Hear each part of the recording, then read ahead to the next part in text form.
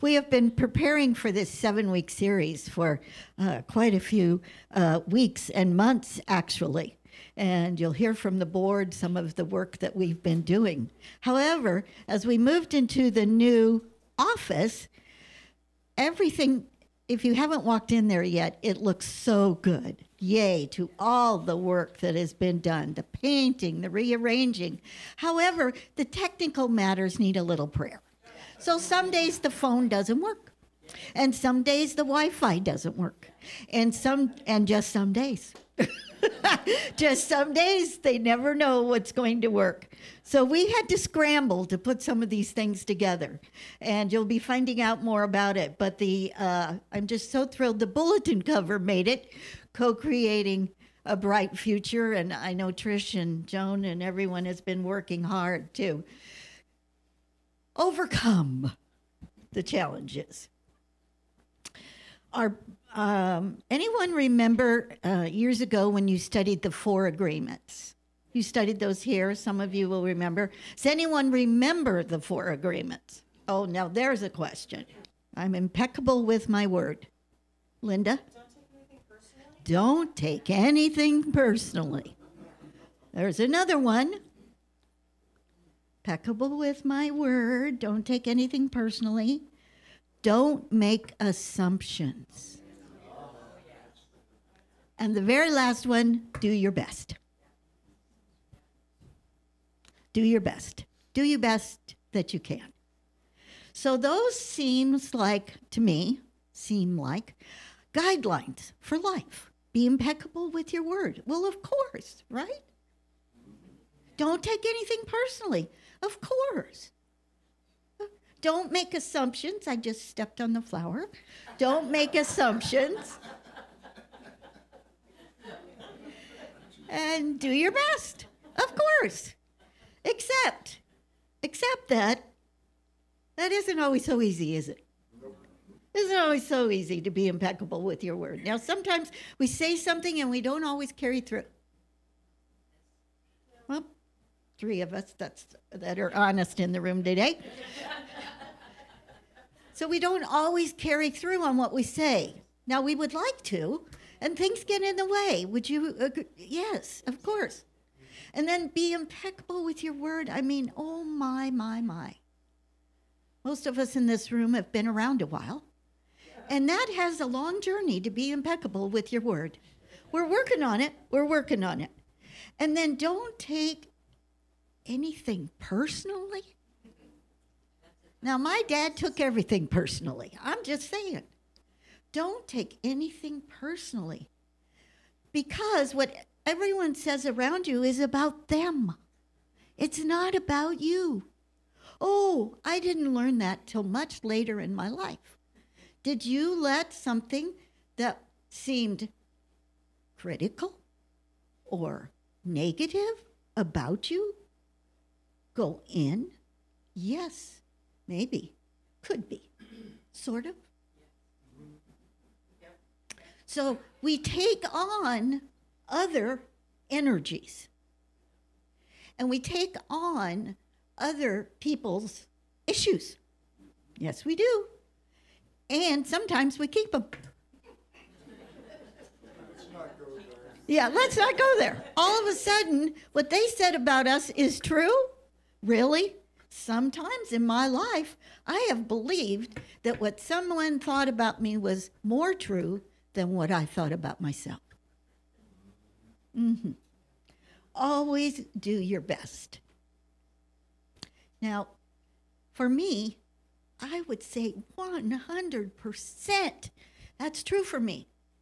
And then there's every once in a while, just occasionally, could be. I didn't think ahead, and I acted too quickly. Okay, there's 10. Good, we're on a roll here. So, how do we then begin to work with these agreements? We all want to follow these agreements, right? That's Paul's phone. We all want to follow these agreements. It's what our heart says. And yet, we have a mind. We have an ego. We have these pieces about us. And sometimes when I think about it, I hear in my head, I'm not spiritual enough to do that. Maybe. Could be again. So where do we go from here? So our new book study is The 5 Attachments. As you know, they're for sale, $15 on sale today for you only. Take one home, I'm saying. This book is life-changing as much as the 4 Agreements was for me. I've taught this book several times. I've done it in a 7-week study. I opened it this week. Now, I have to let you know, I was Greg Braden last week. This week, I'm Don Miguel Ruiz Jr. I can't mix them. I let go of Greg Braden. I walk into Don Miguel Ruiz. Now, this book, as I opened it, the first 6 pages went straight to my heart. There it was. There it was, calling me home, calling me to my attachments. Now, would you agree we all have attachments? Oh, thank you. And Unity of Salem has attachments. Everything in the world has attachments. And we hold on, or we cling, or we strangle. And by doing that, we suffocate our authentic self. So that's where we're going in our series. What is my authentic self? Who am I really? I am acting out many beliefs of others that really doesn't resonate with me. And how do I face that? How do I challenge that? And how do I change it? So we're on a journey. Yes, 3 of us, 10, 15, 20. We are looking at what are my attachments. Now, what happens, you may remember Don Miguel Ruiz is a famous best-selling author of several books, and his son, Ruiz Jr., considers this to be the follow-up of his dad's work. They were raised in the Toltec tradition in South America, where there was a very different way of looking at the world than we have learned. It is about aligning with your true self, not the outer self. So being willing to look at the way we have taken on layer after layer after layer of others and our own perceptions. Perceptions. I perceive, you perceive, and we all perceive differently. And then we argue over what we perceived. Yes? Families, couples, companies, global issues. We all perceive it through our experiences. True? We all perceive it through our experiences. Paul's from Montana. I'm from St. Louis. He was with the sheep. I was in the symphony. What can I say? We perceive things differently. So you perceive from your background. And we call that true. We call it true. And that can be about recipes or relationships. This is the right way to make, we made chili last night. This is the right way to make chili. And we did a new recipe, and that might not have been the right way to make chili. It was one way, though. It was a new way. So what is it in our lives that keeps us focused on, and here's the piece, perfectionism, our possibilities? Many of us are attached to doing things right.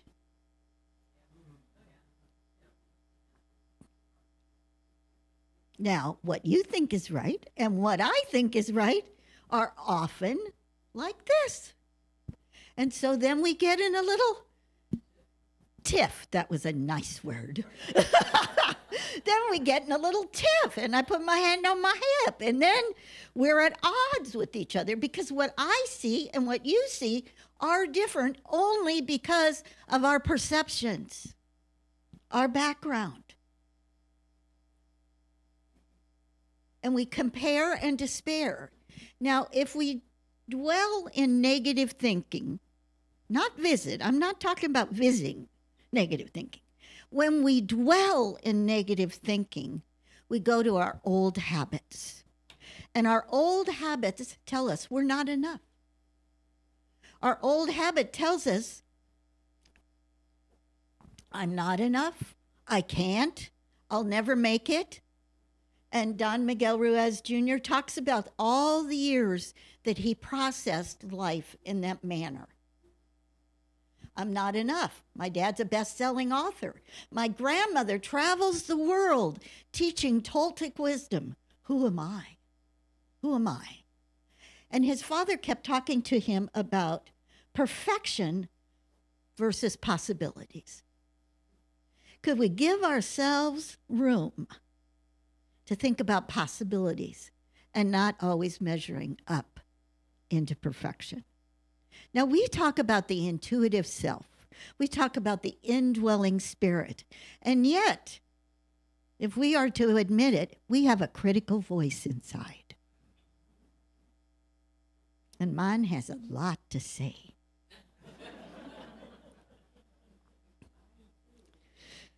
And so as we listen to that critical voice, or we bless that critical voice, and we replace it with the voice of our authentic self.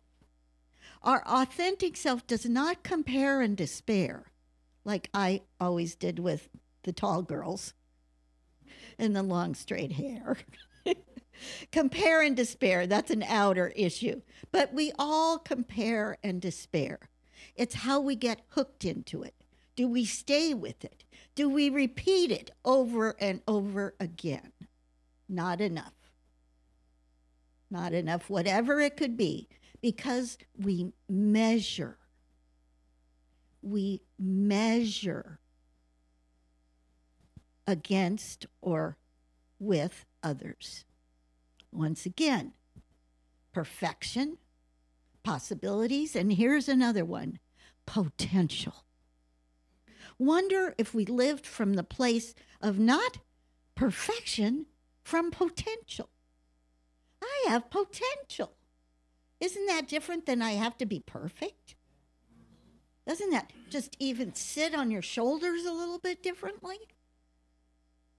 I have potential here. I remember when I was growing up, everyone in my life, my school teachers, my mom, everyone said to me, you're going to be a teacher. And I said, I am not going to be a teacher. There's no way I'm going to be a teacher. There's no way. I'm going to be an archaeologist. And I'm going to be a psychologist. I'm going to be all of it. But I am not going to be a teacher. I wouldn't join Future Teachers of America. Nope. Wouldn't do any of it. I got to college, barely made it into college. Low grade point. I was told over and over, you are average. You're average. They didn't expect much of me, and I played the part well. If that's what I am, that's what I am. They labeled me. Okay. Then I was at college about a year, and I woke up one day and I thought, I'm going to be a teacher. Okay.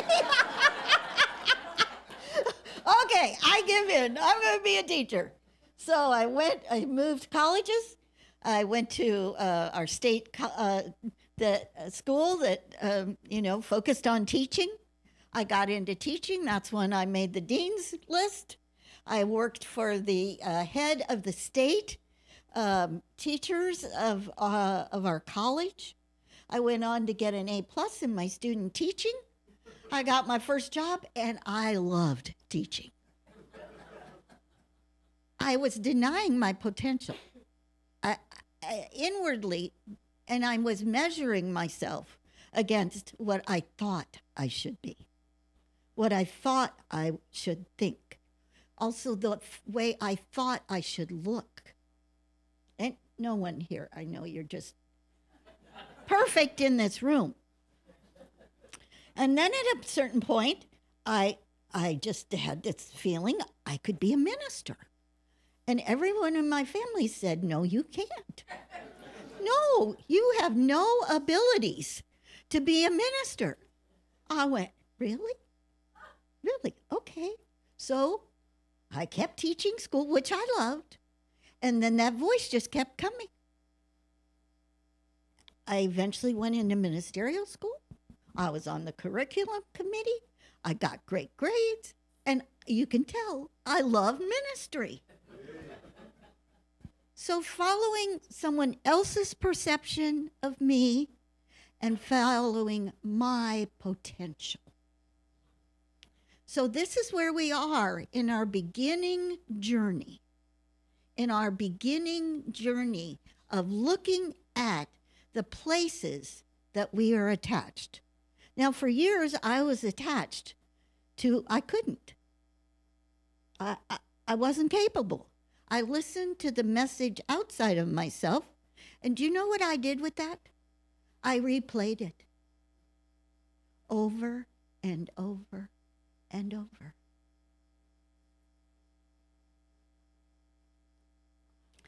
And I listened to it. Eventually, I began to read Eric Butterworth and Emily Cady and New Thought, and I began to discover that those were preconceived ideas by others, and I had put them on me like clothing. They were not me. I am a teacher. I am a minister. I am who I claim to be. So throughout this series, we're going to be looking at, because this is so subtle, these attachments are so subtle, and they are so reinforced in our outer world. Would you agree? Oh, yeah, we got to have the car, we got to have this, we have to have that, and then we have to have that, or we have to accumulate this, or we measure constantly, mentally, physically, spiritually even. So I'm asking you today, begin to think over this next week, what are you attached to? Now, Unity of Salem is attached to that little blue candle over there. That little blue candle has a lot of meaning, the Unity of Salem. Not right or wrong, just an attachment. So what does an attachment do? It limits us. Attachment is never about growth. Attachment is never about change. So as Unity of Salem is changing, my goodness, when you see that was bookstore that is now an office, and when you look in the barn, and when you look downstairs in what was an orange room that is going to be a green, the changes that are happening. So Unity of Salem is releasing. Unity of Salem is willing to shift. And we have to look at ourselves, we have to look at the ministry, and we have to call upon our authentic self. Have you ever identified yourself as an authentic self? It's kind of is it spiritual woo-woo? Or is it a term that you resonate with? Who is my real self? Who is my authentic self? Who am I? Am I impeccable with my word? Do I make assumptions too easily? Do I always do my best? Or do I let that negative voice keep me busy? Keep me busy. Defending myself or speaking. And it's actually true that much of the negative talk in here, we create that negative talk. And you know what? We can stop. We can change it. It's not true. We are spiritual beings in human bodies. We are more than any perfection that is needed. Perfect is not spiritual.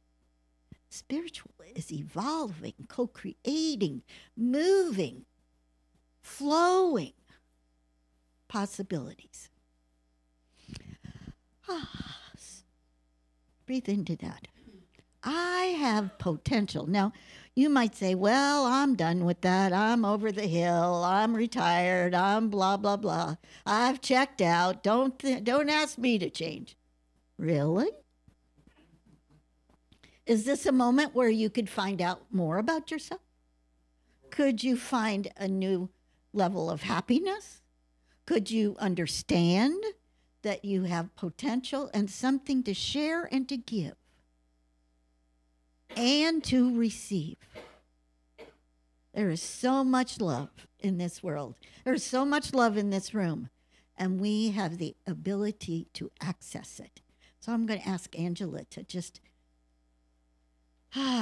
touch those beautiful keys that she does so well. And shrug your shoulders. Oh, negative thinking, I'll let you go. Old habits, I let you go. I am a spiritual being. Say it to yourself. Put your hand on your heart. I am a spiritual being. Living in a human world. And you are always more. We are always more than we think we are. We have the capacity to forgive, to let go, to co-create beyond our wildest dreams. That's why we're here together. We gather as a group together to expand and share this healing consciousness of oneness.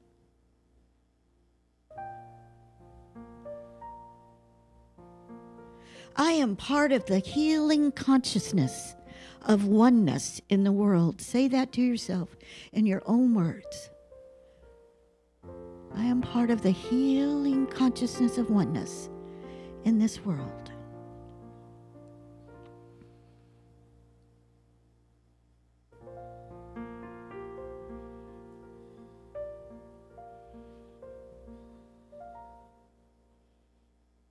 And if a limited thought comes up, if a negative thought comes up, we just bless it. Thank you, thank you, thank you for sharing. Move on. I move from perfectionism into possibility thinking. I move into my potential.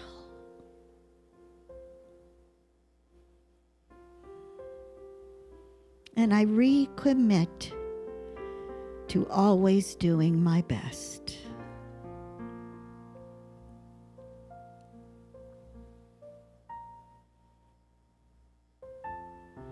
Or the best I can at the moment.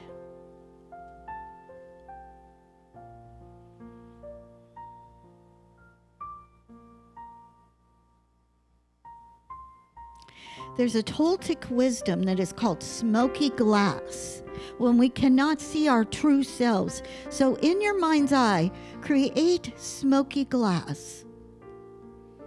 A glass that is black and foggy. And behind that glass is you, the real you, the wonderful you, the beloved you, the spiritual you, the one.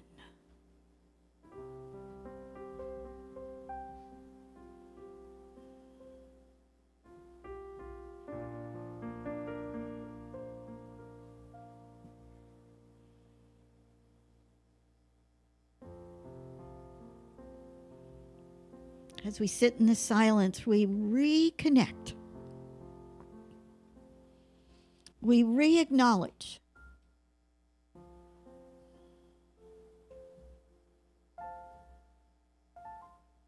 who and what we are.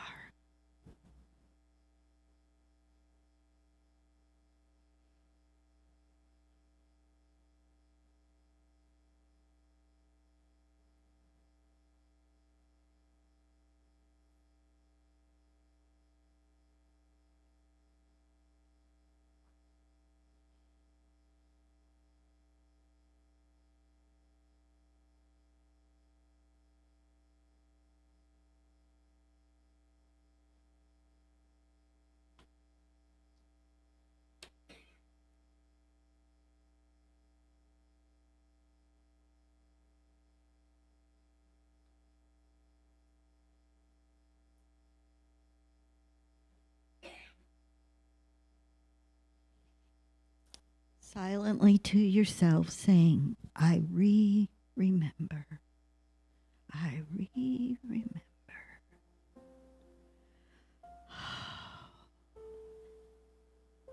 I remember.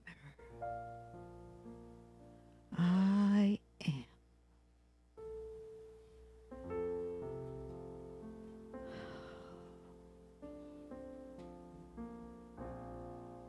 I am.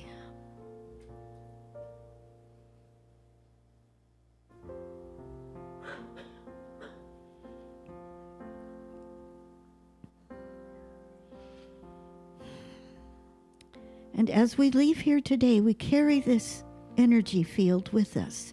It doesn't go away. It is always here. It is here within us, in our mind, in our body, in our thoughts, in our behavior.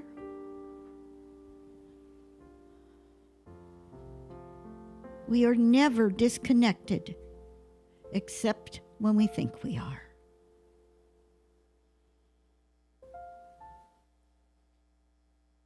In the name of all great spiritual teachers, we say, Amen. Amen. And we let that natural smile come upon our face as we let go of the law of perfection and we claim the law of possibilities. Thank you, thank you, thank you.